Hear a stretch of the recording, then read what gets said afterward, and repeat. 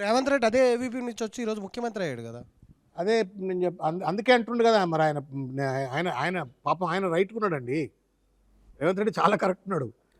కాంగ్రెస్ వాళ్ళకి అర్థం కావట్లేదు. ఈటెల రాజేందర్ కాంగ్రెస్ అధిష్టానానికి అర్థం కావట్లేదు. ఈటెల రాజేందర్ పార్టీ నుంచి ఫస్ట్ బర్తరఫ్ చేశారు మంత్రి పదవి నుంచి. ఆ తర్వాత ఆయన ఫోర్స్ఫుల్ గానే ఆయనే చెప్తాడు చాలాసార్లు గెంటేసిరు పార్టీ నుంచి అని చెప్పి.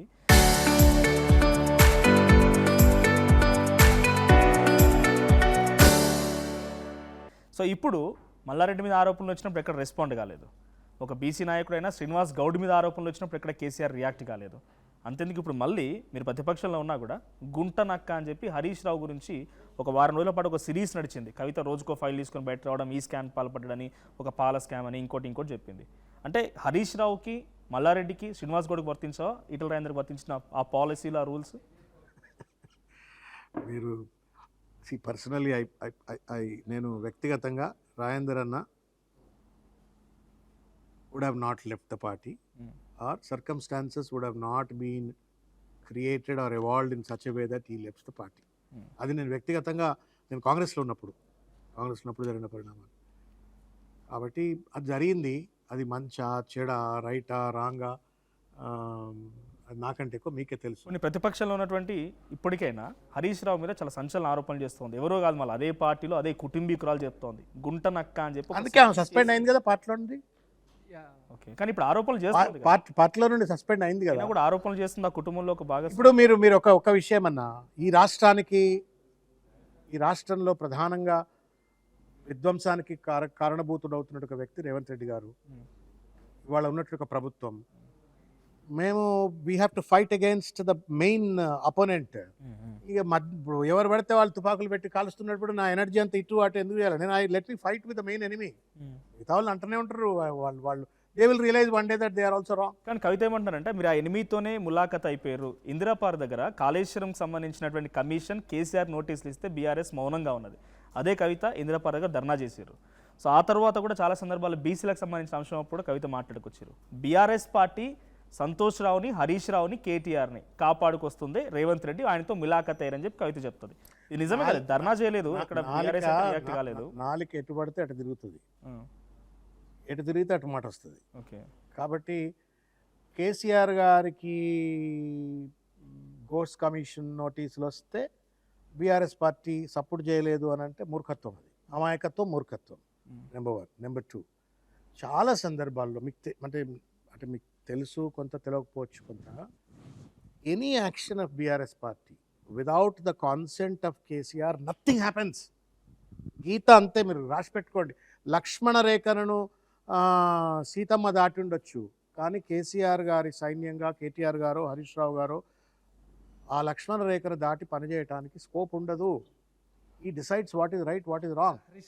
ఆయన మీద అభియోగాలు వచ్చినా, లేకపోతే ఇంకెవరి మీద అభియోగాలు వచ్చినా, ఏం చేయాలన్నప్పటికీ కూడా పార్టీలో ఒక వ్యూహం ఉంటుంది, ఒక చర్చ ఉంటుంది.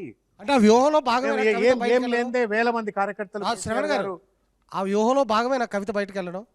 ఏది కేసీఆర్ గారు సీతగీతను గీశారు కదా, ఆ వ్యూహంలో భాగమైన కవిత బయటకు వచ్చి మాట్లాడారు. ఏ తండ్రి కన్నబిడ్డతోటి పీకిండు అని అనిపించుకోవాలనుకుంటారండి? ఏం మాట్లాడతారు మీరు? రాజకీయాలు ఏదైనా శాశ్వతం అండి. కాబట్టి అది మీ I leave it your wisdom, మీ విజ్ఞతకు వదిలిపెడతా. ఏ తండ్రి బిడ్డతోటి ఏం పీకించుకుండు అని కౌన్సిల్లో మాట్లాడిపించుకుంటాడా? రాజకీయ వ్యూహంలో బాగా కేసీఆర్ అంత దిగజారినోడు కాదు, గుర్తుపెట్టుకోరు. శ్రవణ్ గారు, he doesn't need this kind of cheap tactic. He's a fighter, he's a line direct కొట్లాడుతుంది, సాటుగా వెనక పోయి చేసేటోడు కాదు ఆయన. మీరు ఇదే నాకంటే ఎక్కువ మీకు కూడా తెలుసు కదా. మీకు ఆ ప్రశ్న అడిగే ముందు నాకంటే ఎక్కువ. ఒక్క నిమిషం, ఈటెల రాజేంద్ర గారి గురించి మాట్లాడినప్పుడు ఉద్యమకారుడు అది ఇది అని చెప్పారు. అదే ఉద్యమకారుడికి ఒకరికి ఎమ్మెల్సీ కాకుండా మీరే కదా అడ్డుకుంటున్నారు సుప్రీంకోర్టులోని. ప్రొఫెసర్ కోదండరామ్ మీ రాయ్ అని ఉంటే పట్టుకరారు, తలకాయ బళ్ళగొట్టుకుంటా నేను. ఇది ఆర్టీవీ సాక్షిగా నేను బలగొట్టుకొని పోతాయి. ఇక ఏం అన్యాయం అన్నా ఇది. నేను చిన్నోడిని కావచ్చు, ఆర్థికంగా బలోపేతాలు లేకపోవచ్చు, నా వార్తలు మీరు ప్లేట్ బ్రేకింగ్ చూపెట్టకపోవచ్చు, కానీ నేను చెప్పేది చూపెట్టాలి. మరి చెప్పండి. డేట్లు ఇస్తా. ఇప్పుడు నా దగ్గర డేట్స్ లేవు, నన్ను మీరు అడుగుతారు అనుకోవాలి ఈ ప్రశ్న.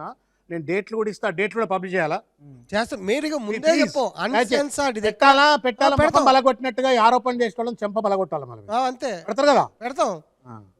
మేము ముందే నాకు గుర్తున్న క్రమాలజీ చెప్తా, వినండి అన్న. మీరు ఆయనకు తెలుసు కానీ ఆయన అడుగుతున్నాడు, అడగని కానీ నేను చెప్తా.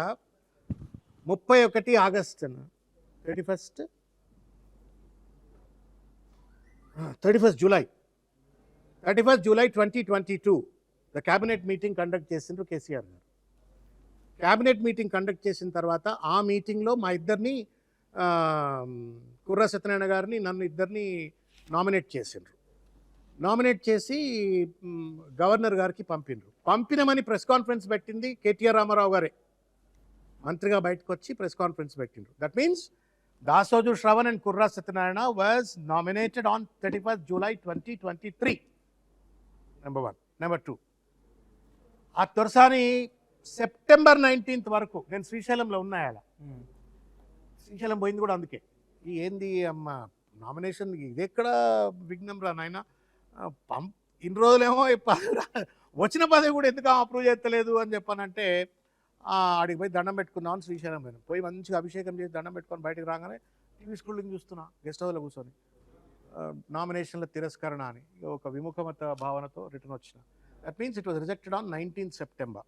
దాదాపు 49 రోజుల పాటు ఆమె దగ్గర పెట్టుకుంది, రిజెక్ట్ చేసింది.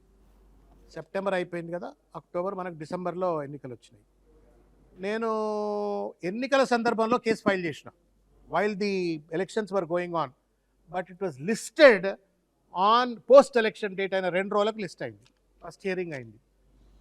కోదండరామరెడ్డి ఎప్పుడు అపాయింట్ అయిందండి, ఎప్పుడు నామినేట్ చేసిండ్రండి? అధికారంలోకి వచ్చిన తర్వాత. నేను కేసెస్ ఎప్పుడు వేసినండి? బుద్ధి ఉండాలి మాట్లాడేటోళ్ళకు. రేవంత్ రెడ్డికి కూడా సోయి లేకుండా మాట్లాడతాడు. ఆయన నాలుకకి దండం పెట్టాలి, ఆయన మాటలకు దండం పెట్టాలి. నేను కేసేసి, నేను ఉద్యమకారునే కదా, నేను జీతం తీసుకొని ఉద్యోగం చేయలేదండి. I was not on rolls of any organization. నేను ఉద్యమాలు చేసినప్పుడు నేను ఎవరిని డిగ్ చేస్తలే. నా సర్వస్వాన్ని పణంగా పెట్టి నేను తెలంగాణ ఉద్యమంలో ఉన్నా. నేను అట్లే చిరంజీవి గారితో ఉంటే అయాల్ని ఎమ్మెల్సీ అయ్యేవాడిని, అయాల్ని నేను ఆర్థికంగా బలపడేవాడిని. అవన్నీ వదులుకొని నేను తెలంగాణ ఉద్యమంలో, సామాన్య కుటుంబం నాది, జునూన్ నాది, ఒక ప్యాషన్ ఉద్యమంలో ఉండాలా. మహాత్మా గాంధీ అప్పుడు బతికిలేం కదా, వందే మాత్రం అనలేదు, జై తెలంగాణ అందామని చెప్పని, ఈ ప్రాంత విముక్తి కోసం అని చెప్పని కొట్లాడిన వాళ్ళం. మన నేను ఉద్యమకారుని కాదా? నాకు అన్యాయం గవర్నర్ చేసినప్పుడు ప్రశ్నించవలసింది ఎవరు? మానవ హక్కుల వేదికలను పెట్టుకొని తిరిగే పెద్ద మనుషులు మాట్లాడాలా. వాళ్ళే అడ్డం వస్తే ఎట్లా? చరిత్ర సృష్టించినోడు ఇప్పుడు ఆ చరిత్రని తిరగరాయబోతున్నాడు. అబద్ధాల గోడల్ని బద్దలు కొట్టి నిజాలను రాగా మీ ముందుంచబోతున్నాడు. నిజమైన వార్తల కోసం వెంటనే డౌన్లోడ్ చేసుకోండి రా యాప్ని.